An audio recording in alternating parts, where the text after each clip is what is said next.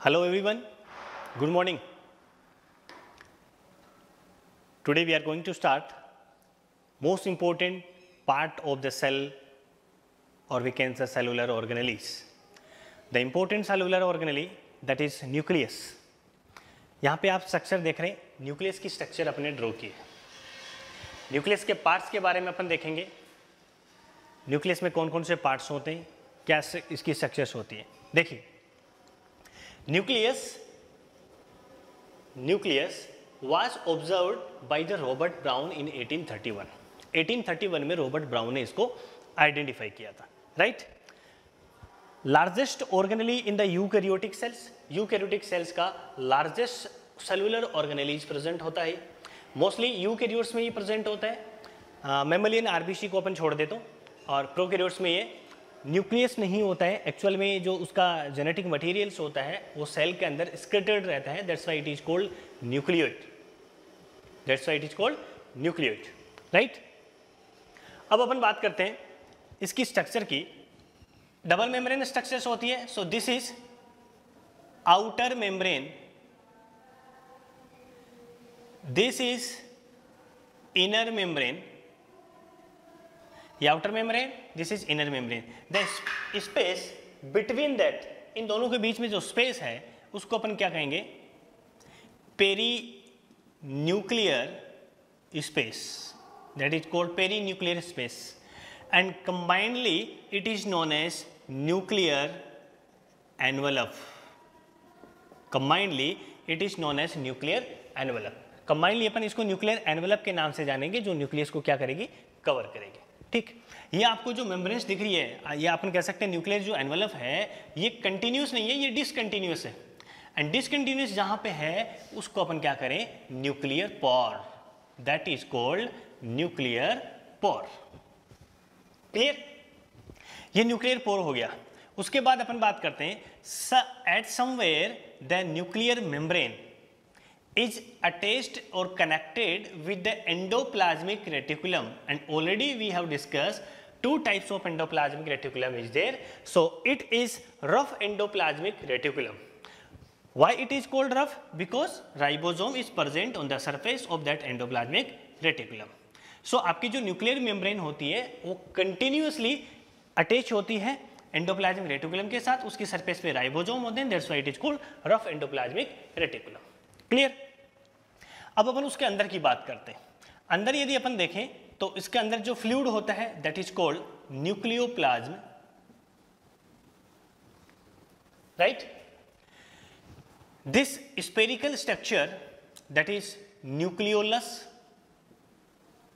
And thread like structure that is called chromatin fibre. Chromatin fibre, ये इसकी structure है. अब अपन डिटेल से एक एक स्ट्रक्चर को वन बाय वन अपन देखते हैं. सबसे पहले अपन बात करते हैं न्यूक्लियर एनवलप की. Nuclear envelope is made up of outer membrane and then inner membrane, and the space in between that is called perinuclear space. Nuclear envelope is not a continuous sheet और membrane. It has some pores. That pore is called nuclear pore. Through the nuclear pore, it helps in the exchange of material from nucleus to cytoplasm and cytoplasm to nucleus. यानी nucleus से cytoplasm में और cytoplasm से nucleus के अंदर जो भी materials का ट्रांसपोर्टेशन होता है वो किसके थ्रू होता है, न्यूक्लियर पोर के थ्रू होता है. क्लियर होगी. उसके बाद ये हो गया अपना न्यूक्लियर एनवलप. न्यूक्लियर एनवलप के बाद यदि अपन बात करें इस न्यूक्लियोप्लाज्म की, तो सेंटर के अंदर जो फ्लूइड होता है वो आपका क्या होता है, न्यूक्लियोप्लाज्म होता है, राइट. उस न्यूक्लियोप्लाज्म के अंदर आपके न्यूक्लियोलस और जो thread like structures chromatin fibres है वो उसके अंदर एम्बेडेड रहते हैं. ठीक, बात करें न्यूक्लियोलस की. Nucleolus is just a spherical structure found in the nucleoplasm, but it is not membrane bound organelles. Membrane bound ये नहीं होती है, मेम्ब्रेन से कोई कवर नहीं होती है, सिर्फ स्फेरिकल स्ट्रक्चर्स होती है, राइट. सबसे न्यूक्लियोलस की जो बात अपन करें, it is rich in the protein plus RNA. यानी ये किससे बना होता है? It is made up of protein and RNA, ये प्रोटीन और आरएनए से बना होता है। It is the site of ribosome synthesis, यहाँ पे किसका प्रोडक्शन होता है, किसका सिंथेसिस होता है? राइबोसोम का सिंथेसिस होता है। ठीक है, ये सब था न्यूक्लियोलस के बारे में। उसके बाद अपन बात करें क्रोमेटिन फाइबर्स के बारे में। A thread like structure is distributed in mostly nucleoplasm. Nucleoplasm एक थ्रेड लाइक स्ट्रक्चर होती है, वो डिस्ट्रीब्यूटेड रहती है। इस थ्रेड लाइक स्ट्रक्चर को अपन क्या कहते हैं? क्रोमेटिन फाइबर्स के नाम से जानते हैं। ये आपका क्रोमेटिन फाइबर्स होता है, राइट। क्रोमेटिन फाइबर्स है वो कुछ यूनिट से मिलकर बना होता है, that unit is called nucleosome. उस यूनिट को अपन क्या कहते हैं? न्यूक्लियोसोम्स के नाम से जानते हैं। Nucleosome that is it contain DNA plus protein, यानी आपका जो क्रोमेटिन जो फाइबर्स है वो बहुत सारी number of repeating units nucleosome से बना होता है। एंड न्यूक्लियोसोम किसका बना होता है? DNA plus protein. प्रोटीन भी उसमें कौन सा होता है? आपका stone protein plus non stone protein, दोनों होते हैं इसके अंदर, यानी stone and non stone protein दोनों से मिलकर बना होता है। अब बात अपन करें डीएनए की। DNA is a nucleic acid. DNA क्या है? न्यूक्लिक एसिड है। Two types of nucleic acids are there, one is DNA, another one is RNA. DNA stands for deoxy ribose nucleic acid, RNA stands for ribose nucleic acid. Clear? So DNA is a genetic material. DNA genetic material है which control the transmission of traits और characters from one generation to another generation.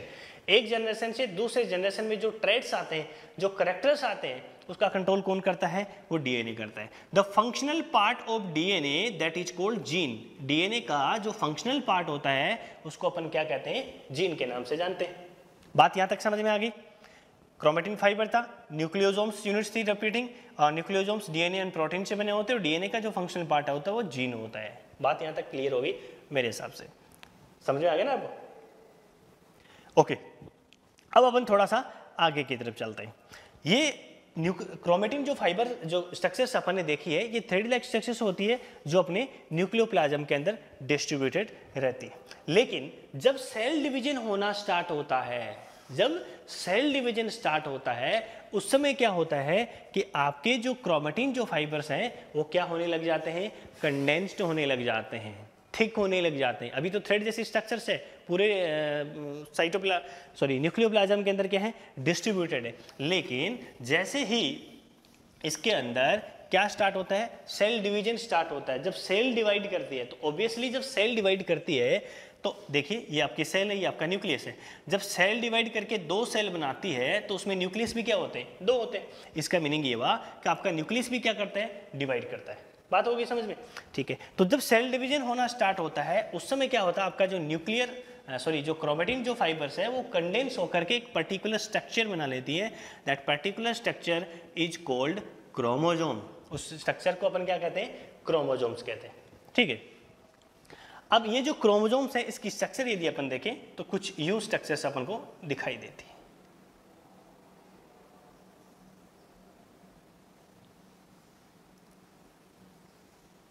ये structures एक chromosome की structures होती है। Chromosomes के अंदर दो सिस्टर क्रोमेटिड्स होते हैं, यानी एक तो ये आपको दिख रहा है, एक ये आपको दिख रहा है, दैट इज कॉल्ड क्रोमेटिड्स। यानी अपन कह सकते हैं कि एक क्रोमोजोम्स होता है वो कितने क्रोमेटिड से मिलकर बना होता है? दो क्रोमेटिड से मिलकर बना होता है।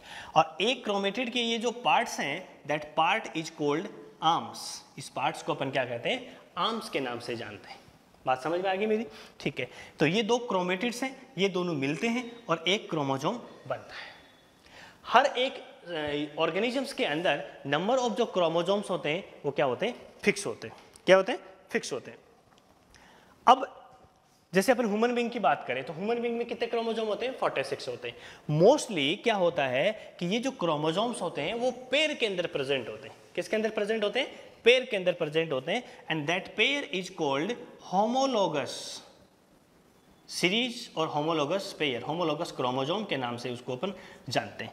तो आप अब होमोलोगस क्रोमोसोम का मीनिंग ये हो गया कि ह्यूमन बीइंग के अंदर टोटल नंबर ऑफ क्रोमोसोम कितने होते हैं, 46 होते हैं। जब अपन पेयर की बात करें, होमोलोगस क्रोमोसोम की बात करें, तो पेयर कितने बनेंगे जी, 23 पेयर बनेंगे।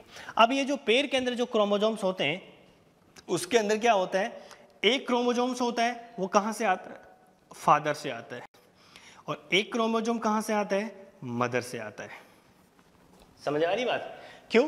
क्योंकि जब गैमेट्स बनते हैं, जब न्यू बेबी का फॉर्मेशन होता है, तो स्पर्म और जो एग आपस में फर्टिलाइज होते हैं ना, तो उसमें क्या होते हैं, हाफ हाफ क्रोमोसोम होते हैं। 23 क्रोमोसोम इधर होते हैं और 23 क्रोमोसोम इधर होते हैं। तो जब फ्यूजन होता है तो टोटल 46 बन जाते हैं। तो उन 46 में 23 तो जो है वो आपके मेल से हैं, यानी फादर से हैं, और 23 जो होते हैं वो मदर से आते हैं, यानी फीमेल से आते हैं। तो यहाँ पे जो पेयरिंग होती है, तो उसमें एक होमोलोगस क्रोमोसोम का जो पेयर होता है, उस पेयर में एक क्रोमोसोम आपका किसका होता है, मेल का होता है, एक क्रोमोसोम फीमेल का होता है। मेरी बात यहां तक समझ में आ गई होगी आपको, ठीक है। ये सब कुछ था एक न्यूक्लियस के बारे में जो अपने डीपली स्टडी किया है और बहुत अच्छे से आपको समझ में आ गया। आपको आने वाली क्लास के अंदर कोई भी प्रॉब्लम्स नहीं होगी, क्योंकि ये बेसिक कॉन्सेप्ट हैं। जब तक आपके कॉन्सेप्ट क्लियर नहीं होते हैं तब तक आप 10th क्लास के अंदर नहीं पढ़ पाओगे, समझ नहीं पाओगे, 11th क्लास के अंदर नहीं पढ़ पाओगे, 12th क्लास के अंदर नहीं पढ़ पाओगे। वो 11th 12th तो आगे की बात है, लेकिन 10th क्लास जो बेसिक आएगी, बोर्ड की एग्जाम्स आएगी, उसमें ये सारे कॉन्सेप्ट आपके क्लियर होना बहुत कंपलसरी है। इसीलिए मैंने ये आपको न्यूक्लियस है वो डिटेल से पढ़ा है, क्योंकि जैसे ही आप फर्स्ट क्लास लेंगे बायोलॉजी की 10th क्लास के अंदर, तो उस समय सबसे पहले आपको ये सारी चीज़ें ध्यान में होना जरूरी है।